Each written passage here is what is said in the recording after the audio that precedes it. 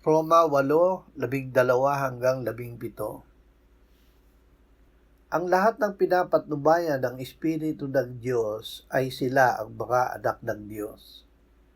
Sapagkat hindi kayo tumanggap ng espiritu ng pagkaalipid upang muling matakot, kundi tumanggap kayo ng espiritu ng pagkukupkop, na dahil dito'y tumatawag tayo, Aba, Ama.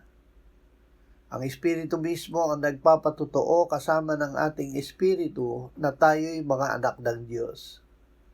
At kung mga anak ay mga tagapagmana rin, mga tagapagmana ng Diyos at mga kasamang tagapagmana ni Kristo, kung tunay ngang nagtitiis tayong kasama niya, upang tayo'y luwalhatiin namang kasama niya. Mga anak at tagapagmana ng Diyos. Sa pamamagitan ng Espiritu, tayo ay pinalalaya mula sa laman at takot upang mamuhay bilang mga anak ng Diyos. Ito ay may kasamang pagtitiis, ngunit may tiyak na kaluwalhatian.